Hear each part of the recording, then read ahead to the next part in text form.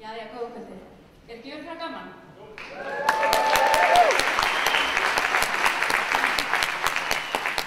Ég finnst svona því að Matti, hann var að kynna hljómsveitina, eða rétt á hann, en hann gleymdi svolítið að kynna sjálfa sig. Matthías Vaff Baldursson, kórstjóri Vocal Project og saxofónleikari með meiru, ef ekki gefa mig gott klapp.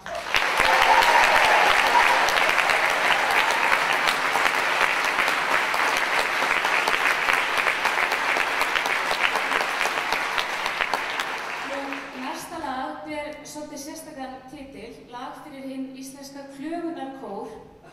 Ég myndi kannski ekki segja að við varum svona típiskur klöfunarkór, af því það alltaf rosa gaman hjá okkur. En til þess að útskýra kannski þetta lag frekar, þá langar mig að fá höfund lagsins. Hún hér í salnum, Þórunn Erlu Valdimarsdóttir. Ertu hérna einhvers staðar?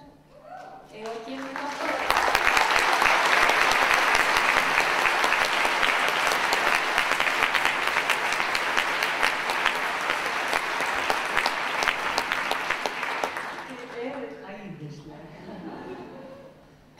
Já, ég fyrir nokkrum misserum, þá þegar maður alltaf verið að væla að kerlingar væri í einhverjum stjórnum, þá var ég beðin að sitja í stjórn á Álandseyjum, sem hluti af Finnlandi, 6.000 litlar eyjar, í norræna húsinu þar sem samt ekki hús. Og þar á stjórnarfundi sýndi stýran okkur í stjórninni á YouTube Complaints Choir fyrirbæri sem var til, sem var álendingur, hún var svo stolt af því sem kom þess að stað. Og þar sem mér finnst svolítið dýrt að segja við að borga undir rassinn á mér tvisvar á ári á stjórnarfundi, þá hef ég verið að reyna að skila áfram þessu sem ég læri þar, eins og þessu. Og þetta samt svona í anda kórsins, því að þetta svona uppbyggilegt lag. En klöfunarkór, strax þar með við googlum að sjá á netinu, það verið að kvarta yfir ástarflækjum, meltingatruflunum, strætókerfum, einhverju svona.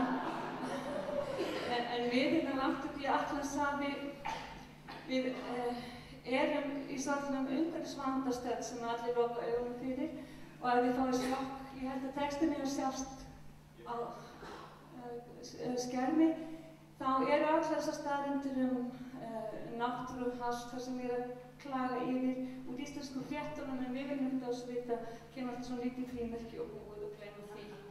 En sem sagt, Haukur Valdimar Pálsson, systursonur minn, er að taka alla tónleikunum fyrir lítinn pening og setur þetta sinn á YouTube. Þannig að sjáist að Íslendingar eiga líka klöfunarkór, Complaints Choir.